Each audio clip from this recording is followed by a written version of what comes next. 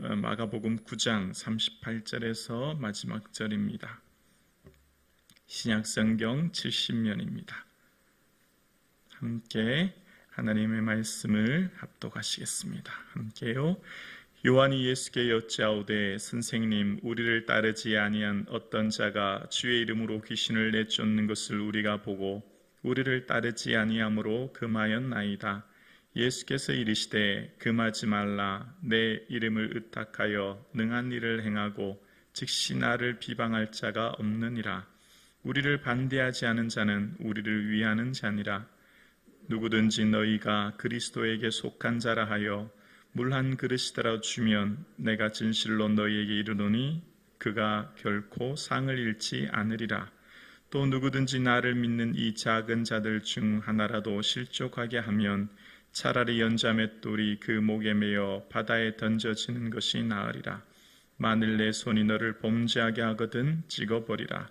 장애인으로 영생에 들어가는 것이 두 손을 가지고 지옥 곧 꺼지지 않는 불에 들어가는 것보다 나으니라. 만일 찍어버리라. 다리 저는 자로 영생에 들어가는 것이 두 발을 가지고 지옥에 던져지는 것보다 나으니라. 만일 내 눈이 너를 범죄하게 하거든 빼어버리라. 한 눈으로 하나님 나라에 들어가는 것이 두 눈을 가지고 지옥에 던져지는 것보다 나으니라. 거기에는 구더기도 죽지 않고 불도 꺼지지 아니하느니라. 사람마다 불로소 소금치듯함을 받으리라. 소금은 좋은 것이로되 만일 소금이 그 맛을 잃으면 무엇으로 이를 짜게 하리요? 너희 속에 소금을 두고 서로 화목하라 하시니라. 아멘. 예수님의 주시는 평강과 은혜가 우리 사랑하는 성도님들의 삶에 충만하기를 주의 이름으로 축복합니다. 아멘. 제자들은 자신들의 권력 서열로 인한 다툼으로 이제 책망을 받자 그 시선을 이제 외부로 돌리기 시작합니다. 요한이 예수님께 그렇게 말하죠. 예수님, 우리를 따르지 않는 자가 예수님 이름으로 귀신을 쫓길래 우리가 하지 말라고 금지했습니다. 이제 그런 얘기를 하는 겁니다. 제자들은 자신들만의 죽기 사역, 그러니 권력화하고 특권화한 자신들에게 주신 그 은사를 생각한 거죠. 값없이 주셨는데 거저 주셨는데 거저 받았으니 거저 주시는 건데 자신들은 희소성의 원칙에 의해서 소수에게만 권력이 집중되도록 이 배타적인 생각을 한 겁니다. 그때 예수님께서는 아니야, 금하지 마라. 내 이름으로 의탁하여 주일하는 것 즉시 나로 비방할 자가 없다. 나를 반대하지 않은 자는 나를 위한 거야 라고 하시면서 누구든지 주님의 이름을 마음껏 사용하여 그 이름을 할 수 있도록 허용해 주시는 모습이 나와요. 그러면서 제자들의 관심은 자신들에게 있는 이 죽기사에게 능력, 권능 이런 것들, 그리고 특권화 또 권력화하는 것에 관심이 있었는데 예수님은 전혀 다른 것에 관심을 두면서 말씀하시기를 41절에 보면 하나님 나라의 상에 대해서 말씀하십니다. 누구든지 너희가 그리스도께 속한 자라 하여 물 한 그릇이라도 주면 내가 진실로 너희에게 이르노니 그가 결코 상을 잃지 아니하리라. 마태복음 10장 42절에는 제자의 이름으로 이 작은 자 중 하나에게 냉수 한 그릇이라 주는 자는 결코 그 사람이 결코 상을 잃지 않으리라 그런 말씀하거든요. 그러니까 물 한 그릇, 냉수, 가장 작고 보잘것없는 거지 않습니까? 주님의 이름으로 가장 작고 보잘것없이 헌신하고 희생하는 것, 하나님이 어떻게 해요? 그 상을 결코 잃지 않을 것이다 라고 말씀하십니다. 여기 상이라고 하는 건 일꾼이 일한 대가, 임금입니다. 삭슬 말하죠. 노동자가 하루 일하면 그날 삭슬 받지 않습니까? 그러니까 주님께서 제자들의 관심은 어떤 자신들의 특권, 서열, 제자로서의 특별한 권리 혹은 능력 이런 데 관심을 가지고 있는데 예수님께서는 제자들에게 너희들의 삶은 결국 하나님 앞에 받을 상급을 기억하며 살아야 돼 라고 하시면서 우리들의 삶은 결국 하나님 앞에서의 상급이 있다 라고 하는 것을 말씀하고 계시죠. 다윗도 시편 62편 12절에 보면 주여 인자함은 주께 속하여 싸우니 주께서 각 사람이 행한 대로 갚으십니다 라고 고백합니다. 자신의 모든 삶이 결국 하나님 갚으실 것을 바라보며 살았다는 거예요. 바울도 디모데후서 4장 14절에 보면 구리 세공업자 알렉산더가 내게 해를 많이 입혔음에 주께서 그 행한 대로 그에게 갚으시리니 라고 고백합니다. 바울의 모든 삶은 언제나 하나님 앞에서의 상급, 행한 대로 주시는 그 은혜를 바라보며 살았음을 이야기합니다. 예수님은 오늘만 이 말씀하신 게 아니고요, 이전에 베드로가 주는 그리스도십니다라고 하는 그 신앙 고백을 했을 때도 그 뒤에도 예수님께서는 그런 말씀하시죠. 인자가 영광으로 천사들과 함께 오리니 그때에 각 사람이 행한 대로 갚으리라. 주님은 그 각각의 사람의 행한 대로 갚으신다는 것을 끊임없이 말씀하십니다. 그래서 그 상급의 기준은 타인이 아니에요. 우리가 하나님 앞에 받는 상급은요, 다른 사람과 나를 비교해서 주시는 게 결코 아니에요. 하나님 나라의 상급은, 기준은 나 자신이에요. 나 자신. 나 자신에게 각자에게 주신 그 상급대로,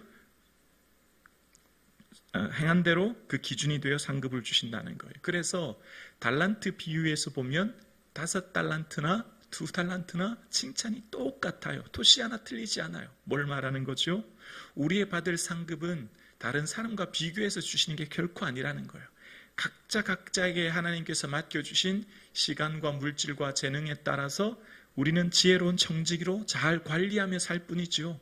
그래서 우리는 각자에게 맡겨주신 것을 관리하는 선한 청지기로 오늘 우리는 살아가는 거예요. 그래서 주님께서 그 사람의 행한 대로 상급을 주시는 것을 말씀하시는 거예요. 그러면서 42절 이하에 작은 자 하나라도 실족하게 하면 차라리 연자맷돌을 메고 바다에 던지는 게 낫다. 연자맷돌은 지름이 한 1.8m 정도, 무게가 한 2-3톤 정도 나가는 소나 나귀가 돌리는 것이라고 하죠. 곡물을 이게 찢는 것이요. 그래 차라리 소자를 낙심하게 하면 그런 큰 연자맷돌을 가지고 바다에 뛰어든 것, 그게 차라리 낫다라고 말씀하시면서 이제 죄에 대한 심각성을 말씀하십니다. 예수님의 관심이 어디 있는가를 말씀하는 거예요. 제자들은 언제나 제자들의 관심은 자신들이 특별하고 또 자신들 중에 누가 더 큰가 얘기하고 또 자신들이 예수님 앞에 우편과 좌편 이런 거에 관심이 있는데 예수님의 관심은 전혀 달라요. 예수님의 관심은 거룩함에 있다고 말씀하시면서 43절에서 이제 47절까지 범죄하면 차라리 손이 범죄하면 손을 잘라버리고 발이 범죄하면 발을 잘라버리고 눈이 범죄하면 눈을 뽑아버리라. 그리고 장애인이 되는 게 차라리 영생에 들어가는 것이 낫다. 그 이유가 뭐냐면 47절에 이렇게 말씀하시죠. 만일 내 눈이 너를 범죄하게 하거든 빼버리라. 한 눈으로 하나님 나라에 들어가는 것이 두 눈을 가지고 어디요? 지옥에 던져지는 것보다 낫다라고 하면서 지옥에 대해서 구체적으로 한 번 더 설명하세요. 48절과 49절이죠. 거기에는 구더기도 죽지 않고 불도 꺼지지 아니하느니라. 사람마다 불로소 소금치듯함을 받으리라. 그 지옥에, 그러니까 예수님이 오신 목적은 병자를 고치고 귀신을 쫓고 가난한 자를 먹이시는 것을 넘어 예수님 오신 근본적인 목적은 영생을 주시기 위한 거죠. 영원한 생명 주시기 위한 거예요.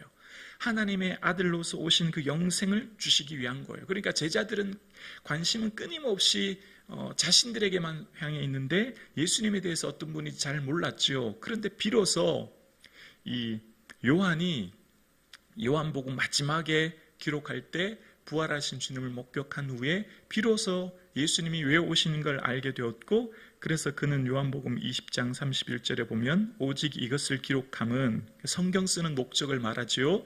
너희로 예수께서 하나님의 아들 그리스도이심을 믿게 하려 함이요 또 너희로 믿고 그 이름을 힘입어 생명을 얻게 하려 함이라. 비로소 깨달은 거예요. 아, 예수님이 오신 것은 하나님의 아들이시오 우리가 믿고 생명 얻게, 영생 얻게 하려고 하셨구나. 비로소 알게 된 거죠. 그러니까 예수님이 이 땅에 오신 것은 죄의 삭슨 사망이기 때문에 죄의 문제를 해결하기 위해 오셨다는 거예요. 다시 말하면 지옥이 반드시 있다는 거예요. 아멘이시죠?